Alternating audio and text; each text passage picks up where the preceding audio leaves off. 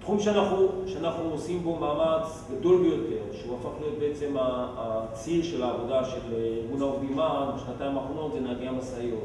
עכשיו, נהגי המשאיות, מדובר על מעל 10,000 נהגי משאיות כבדות, שלמרות שהם אלה שמזיזים פשוט את כל הסחורה בארץ, כי רכבות בישראל דבר לא מפותח, אז הכל הולך על משאיות, על המכולות האלה.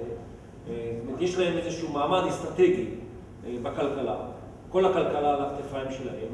היחס אליהם, השכר שלהם, התנאים שהם עובדים בהם, התנאים פשוט בלתי אפשריים. יש מה כולל הסכם קיבוצי שקיים בשנת 1993, בהסכמה של ההסתדרות, שבעצם שלל מהנהגים האלה את הזכות לקבל תמורה עבור שעות נוספות. זאת אומרת, לא סופרים להם שעות, משלמים להם שכר מינימום, וחברה שאנחנו עכשיו מארגנים אותה ביצחקי אפילו, שביולי הייתה העלאה של שכר מינימום, הוא לא שם לב לזה, הוא עדיין משלם להם 4,000 שקל, לא 4,100 שזה שכר המינימום היום. וכל היתר, מעל 4,000 שקל, זה פרמיה. זאת אומרת, אתה תרוץ כל החודש, בסוף החודש, אם ליקקת לו, אם היית ביחסים טובים איתו, אם עשית את מה שהוא ביקש ממך, הוא ייתן לך את הפרמיה ותגיע לשכר שהוא קבע לך פחות או יותר 7,000-7,500 שקל. נהגים בעצם רצים בשביל זה מינימום 12 שעות, ומקסימום יכולות 14 ו-16 שעות, 3-4 ימים בשבוע, ביום שישי גם עד 1-2. למעשה יש להם יום אחד מנוחה בשבוע שהם ישנים בו, פחות או יותר החיים שלהם. לא מעט מהם בעצם מאבדים כל קשר למשפחה, שיעור גירושים מאוד מאוד גדול, תחושה של רמאות, של שקרנות. אתה גומר את החודש, אתה לא יודע מה יהיה השכר שלך בעצם, תמיד מניפולציות של התלוש, אף פעם הזכויות שלך לא מגובות בצורה נכונה, היחס הוא מאוד אלים, מאוד כוחני של בעלי הבית שם. עכשיו, הנהגים האלה זה נהגים ותיקים, בדרך כלל מעדות מזרח, נהגים רוסים ונהגים ערבים, בסדרי גודל שאנחנו קשה מאוד לכמת אותם, בסיבות שליש. אנחנו בפירוש רואים מצב שכולם שם עובדים על השכר הבושה, המבזה הזה, על התנאים האלה. אין שם אפליה לרעה ולטובה של אף אחד, כולם אותו דבר. וזה יוצר איזשהו בסיס מאוד מאוד חזק לסולידריות בינינו. וגם פה, למשל, בניסיון שלנו בחברת המניע, שנכנסנו אותם בסופו של דבר לתוך בית משפט, ולחצו על נהגים ותיקים בתוך החברה לסגת מהחתימה למען החתמנו בעצם 2/3 מהנהגים. יודעים שלפי החוק מספיק שיש לך 1/3 מהחתימות במקום העבודה כדי שיהיה ועד, אותה ארגון יציג. אנחנו השגנו 28 מתוך 50, כמעט 2/3 של הנהגים שחתמו במען. ברגע שהם קיבלו את ההודעה הזאת, הם התחילו ללחוץ על הנהגים בכל הכוח, בכל הצורות האפשריות, כולל בצד הפוליטי, שהם המציאו איזושהי המצאה שאנחנו בעצם שייכים לחנין זועבי, כי יש לנו את חנן זועבי שהיא המנהלת של המשרד שלנו בנצרת. אז הם...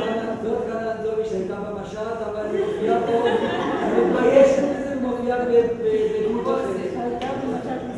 עכשיו, כמובן שאצל הישראלים הבורים, בורי העם הארץ, כל הערבים זה אחמד, וחנין וחנן זה אותו דבר. אז אם יש מישהי שחנן זועבי, בטח זה חנין זועבי, אז אנחנו בעצם ארגון שמייצג את חברת הכנסת חנין זועבי, וככה ניסו לחמם את הנהגים, שבעצם זה ארגון של חנין זועבי. במקרה של יצחקי הם כבר קיבלו את הריקושטים של הטעות, כי הם התנצלו אחר כך, לא התכוונו, סליחה.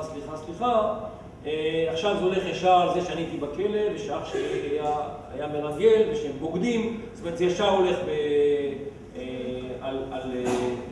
אני אומר, יש קמפיין פוליטי כדי לעשות דלגיטימציה של ארגון העובדים הזה. אבל, ופה הדבר החשוב, הדבר הזה, לפי מיטב הבנתנו, לא הוא זה שהכריע את אותם אלה שהחליטו לסגת, והיו לא מעט נהגים שעמדו חזק מאוד איתנו, ולא זזו סנטימטר. הסיבה שאנשים נסוגו בגלל שהם דור של אנשים מבוגרים, חלשים, חסרי ביטחון, כנועים לגמרי לבעל הבית הזה, נמצאים אצלו 30 שנה כבר, ובאיזושהי צורה הוא הצליח להפיל אותם. על זה שהוא יסגור את החברה וזה חוסר ביטחון שלהם. זה לא היה שאלה פוליטית. לא השאלה הפוליטית שהפילה אותם, ואנחנו לא מאמינים שנהגים, תראו, לנהגים הערבים, התעמולה הזאת לא עובדת, זה ברור למה. אולי עובדת אפילו. נכון. הנהגים הרוסים לא מבינים מה אתה אומר להם. אתה אומר להם, הערבים זה לא, זה כולם, בעצם כל הישראלים, הערבים לא יודעים, הם פרימיטיביים.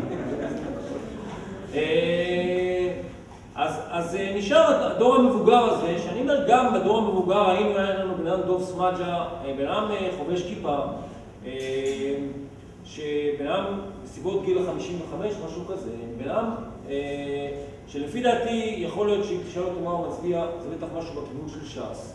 הייתה לו עמידה, בכל הנושא של עמידה מול בעל הבית, יחד איתנו, התגברות על כל התעמולה הזאת, שהייתה עמידה מדהימה, מרגשת, מעוררת כבוד, שבן אדם שיודע איפה האמת, שיודע להעריך את העבודה שלנו, עמד מול כל הלחצים, מול כל דבר. אני אומר, יש בסופו של דבר איזושהי תגובה לפעולה שלך, איזושהי יכולת של אנשים לקרוא מה אתה משדר, וחשוב מאוד מה אתה משדר.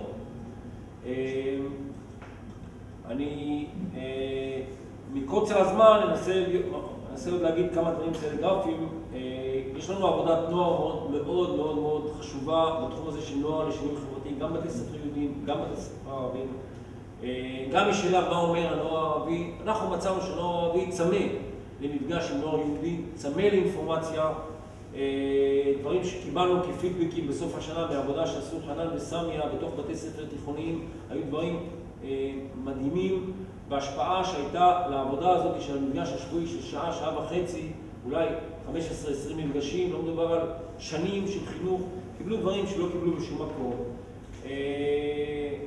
ויש פה איזשהו מצב שאפשר להשפיע. עכשיו אני אומר, היה ניסיון של העובדים הסוציאליים, בתוך המאבק של העובדים הסוציאליים, אנחנו לא הכרנו לפני השביתה הזאת ברמה יותר רצינית אף עובד סוציאלי. לא היה לנו שום מעורבות בתוך העובדים הסוציאליים ולא הכרנו את הדינמיקה הפנימית שלהם. רק בתוך השביתה נחשפנו לוויכוח, לעתידנו, לכל מיני דברים שמתנהלים שם במשך מספר שנים כבר. ולכל ההפגנות האלה. ואנחנו פשוט מתוך הניסיון שלנו התחלנו לדבר, להכיר את האנשים, לשבת איתם, לשמוע את הסיפור שלהם, את הוויכוח, את הניסיון, את הבעיות שהיו, את השביתה של 93, ואת המאבק על התקנים לפני שנתיים. והתחלנו לדבר עם עובדים סוציאליים ערבים, עובדים סוציאליים יהודים, פעילים ואנשים של עתידנו, ועם מרכז של טיפול בעובדים סוציאליים בעמותות בבאר שבע. התחלנו להכיר את כל בעצם המרקם הזה שנקרא עובדים סוציאליים, ומאיפה באה המחאה המדהימה הזאת במרץ, שבעצם הפילו את ההצעה ואת ההסכם שהסתדרות, ואיציק פרי, המזכיר שלהם, הגיע עם האוצר בעצם תחת התכתיב של האוצר, פשוט הפילו אותו. בפעם הראשונה בהיסטוריה של ההסתדרות הייתה הצבעה במרכז נגד תעודת ההסכם. לא חשוב שאחר כך הייתה נסיגה ותחת הלחץ גם של בית הדין לעבודה, בכל זאת נוצרה שם איזושהי תסיסה מעניינת פנימית וויכוח פנימי מעניין. ואנחנו נוצר איזשהו קשר עם כמה פעילים, בעיקר פעילות, וניסינו פה בעקבות הזה לראות מה ניתן לפתח בעקבות זה, כי נוצר ויכוח, בוא נעשה בחירות למנהיגות חדשה. זה בעצם מה שעומד עכשיו על הפרק באיגוד הזה, לפני המחאה.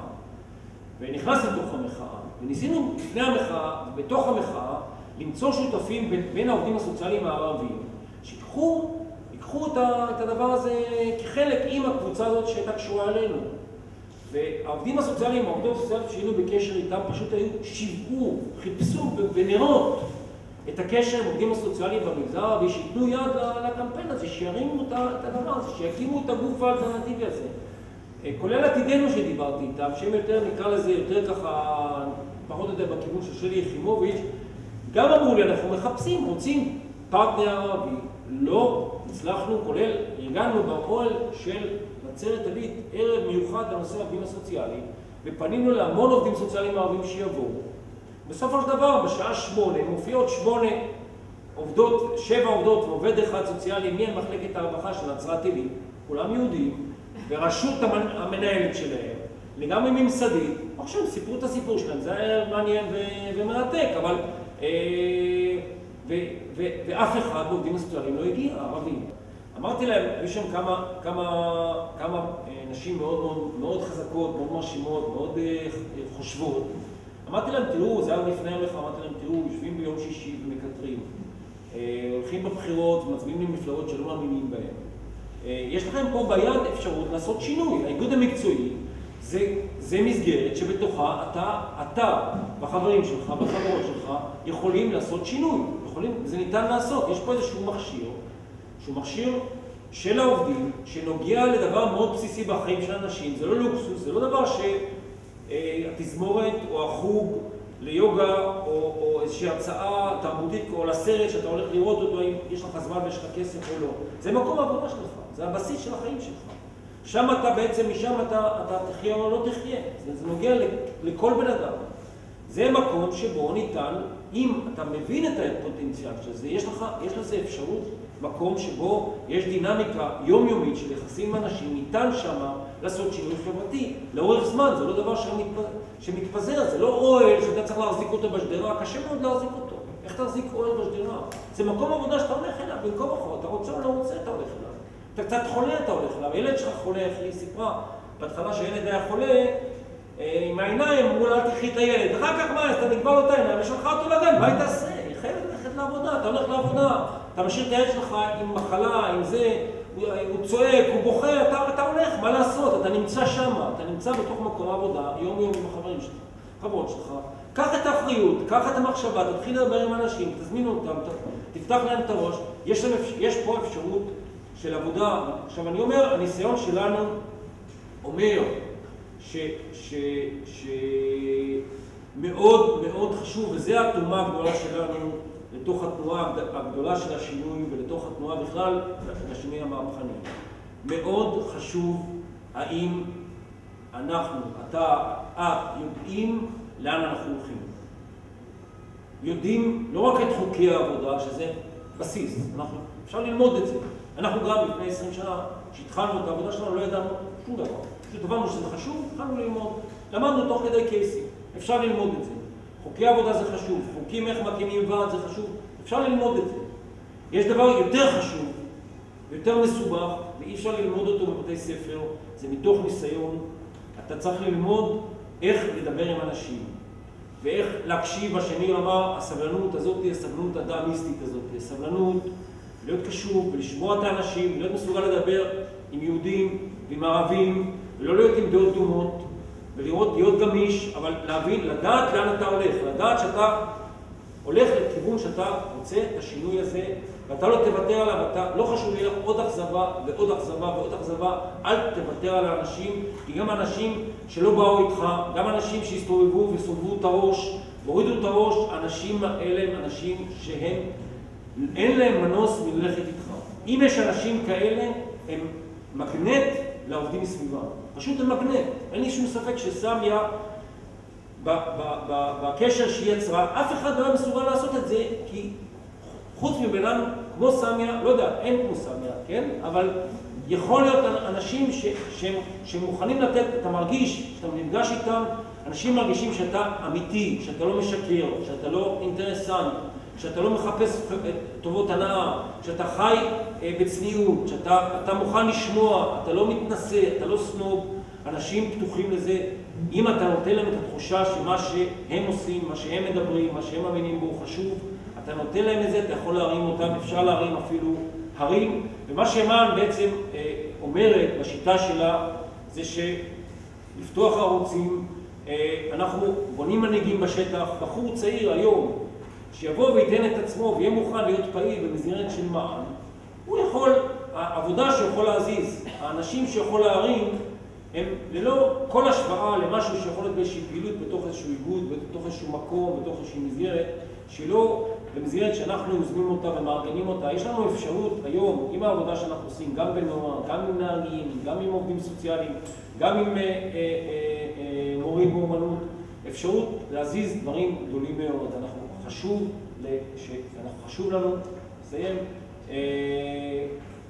שאנשים שמאמינים ברעיונות האלה, שמאמינים שאפשר לעשות את זה, שיבינו שיש פה מכשיר רב כוח, רב עוצמה, שאם הם מצטרפים למסגרת הזאת, הם יכולים לעשות הרבה מאוד דברים.